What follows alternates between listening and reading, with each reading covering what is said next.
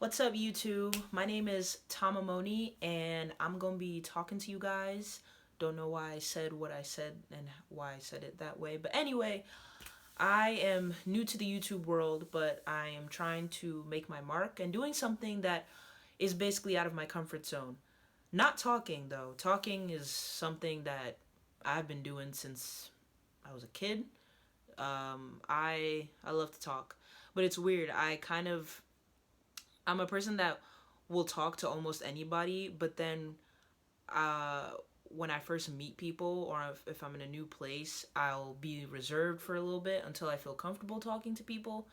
And YouTube in general is just a place where, you're putting yourself out there. You are putting all your vulnerabilities and insecurities and opinions and everything out there for the public to see and criticize and judge. I When I initially got started my YouTube channel, I didn't intend for it to be a YouTube series or anything. I just used it for to put my journalism reel, highlight reel, so that when I'm applying for jobs at these local TV stations or media companies, they can look at my video publicly without any interference. But I have been getting some encouragement from family, friends that, you need to put yourself out there. And I thought about, I decided to make it into a channel where I'm putting more content on there because I want to show whatever employers that I've been applying to that I can do a lot of different things. I can do the tasks that they will ask of me to do working for their company, and that they can really see the type of person that I am, personality wise and everything. And I think I'm definitely scared. I'm definitely scared because I've never done this before. I'm putting myself out there to you guys, but it's also kind of exciting, and I know the more I do it, the more comfortable I'll be in front of the camera and everything. So without further ado, I'm gonna by the way, guys, I'm filming on my iPhone, so I only have so much memory on my phone. I keep on deleting old photos and stuff like that to make more space so that I can film. But yeah, I'm gonna be uh, doing this vlog thing where I'm just talking to you guys, and there'll be a lot of different topics. And if it's not topics that like I'm following on social media and stuff like that, it'll just be me talking to you guys. So, first thing I want to talk about is what I'm going through right now, which is jobs. I'm applying to a lot of jobs in the media, and I want to be a broadcast journalist. I want to be a reporter. I want to talk about this tweet that Soledad O'Brien, who is a journalist and businesswoman and one of my favorite journalists, she tweeted on her Twitter account, and it says, quote, "I will say this, journalism is being dismantled in front of all of y'all," end quote. And as a person that admires Soledad O'Brien, and I retweeted this tweet, I it's not just her that I've been seeing these types of, like, journalism is unraveling. When Even when I clicked on this tweet, and you look under the comments, in fact, let me quote some of the stuff. Some people said, the first response says, quote, every by this man named Douglas Carr, says, quote, "Every retweet or report where you cite another news source is lazy and destroys your profession. You've turned into an echo chamber instead of finding, researching, and publishing your own stories. It's sad what leaders in the industry have encouraged. Hashtag journalism," end quote. Someone else said, journalism. Oh, this is by Thomas A. Fine. He says, quote, "Journalism was dismantled many years ago. This is just the first time we've really needed, so it is now more obvious how these old structural changes are failing us," end quote. Who else can I pick out that responded? Um, Someone named at Revidini said, quote, "It was dismantled in 2016. Epic failure of mainstream media with regard to vetting and covering Trump," end quote. Um, Someone named Esha Legal says, quote, "You and the crew in CNN dismantled it nearly 15 years ago when you peddled the lie about Iraq, end quote. So it goes on. Like there's so many responses to um, uh, that tweet, and both from people who would be on either the conservative side or the liberal side, and I think the commonality that of these tweets is people are disgruntled with how the media reports stories today, and how a lot of like the big name people you see on TV or on the internet for or like big papers are reporting on national, international, and sometimes even local stories. And the disgruntledness comes with like people are just not happy with the quality of reporting that's coming out. And it makes me think about me going into this industry. I mean, I majored in journalism and human rights. Those I That was my double major at this school back here, University of Connecticut. And while I'm applying to all these stations and media companies, that always sticks in the back of my mind. I think, okay, why am I going into journalism knowing that there's so much negativity out there in the profession? And it makes me question, I'm already questioning my abilities as a journalist while I've been, applying and waiting to hear back from these stations, which like I said before, it's kind of, or maybe I haven't said before. Well, like I said, it's kind of depressing, waiting, trying to keep yourself motivated, waiting to hear back from stations and companies that I've applied to, and um, it makes me doubt my abilities. That maybe I really shouldn't be a journalist. Like maybe I'm not as go getting and you know trying to find the real stories and creative as I think would be. But I I have to remind myself that I can do it.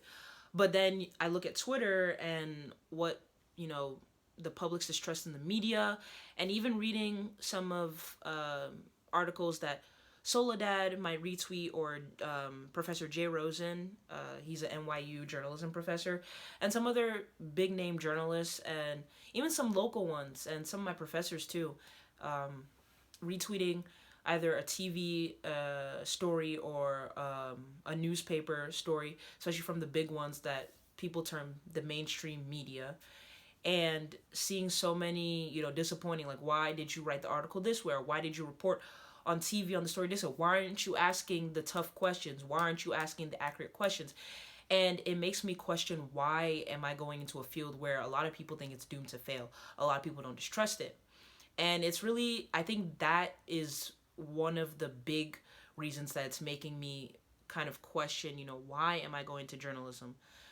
But it's something that I want to do, and I it's something that I'm battling with, where I'm like, okay, I don't want to condemn this career that I want to go, becoming a reporter, which is what I said I wanted to do since I decided journalism was going to be my major in college. And when I finally realized I have a passion to talk, and um, to talk, I have a passion to talk. I want to talk about so many things. I have so many ideas, so many opinions, so many stories I want to tell. I've been telling stories, and no, it's not in a negative way, but I've been telling stories since I was a kid.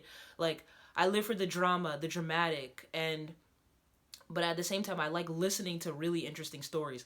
If I hear something that catches my attention, my ear, I'm gonna listen to it. In fact, I think I told my mom, I was like, I'm a pretty good eavesdropper.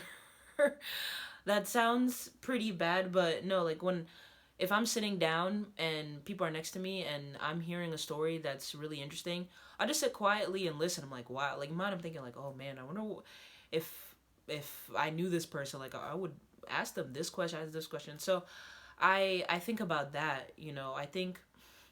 And then besides my own talents, I also think about the journalists from back in the day, like the 70s, 80s, even some in the 90s, that really reported on great stories, whether it was print or radio or TV. And now I think with the internet, everything is changing. I mean, I kind of do agree with one of the Twitter followers. or Twitter, yeah, Twitter people that responded to Soledad's comment that, you know, the internet is changing so many things. It's changing journalism, especially. I mean, now everything is like, you have to be first instead of accurate, and everyone wants to get that story um, posted quickly without double checking the facts, which is hurting us. And when I say us, I mean journalists. As a collective, we have to get the story right, even if it's gonna take you an extra second. You don't want to make that mistake of having a story that's printed or reported wrongly and then getting in trouble, and then you have to go through a lawsuit or any other, or you know, get a excessive backlash. Like, I think about my journalism professors, and I also think about journalists from the 60s to like the 90s, and how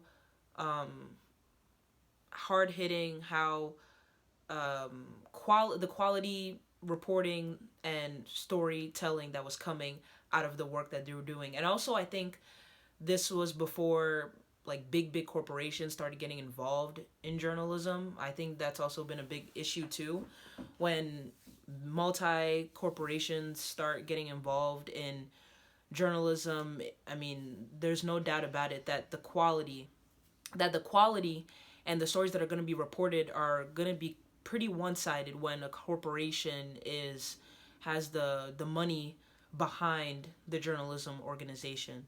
So I feel like I'm rambling like in a lot of circles, but I do have a point. Like, it does, hearing that, you know, the public doesn't trust the media is disheartening, when the media is supposed to be or at least what I've learned in school, it's supposed to be the last line of defense in terms of defending a country's democracy.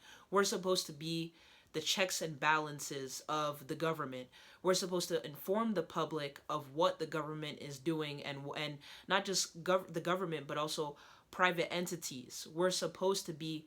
The we're supposed to be the kind of like the inside, the fly on the wall on what the government and private entities are doing, so the public can be informed. But obviously, especially when a media corporation gets a lot of attention, a lot of latitude, a lot of scope, there are going to be good reporting coming out of it, or quality reporting coming out of it.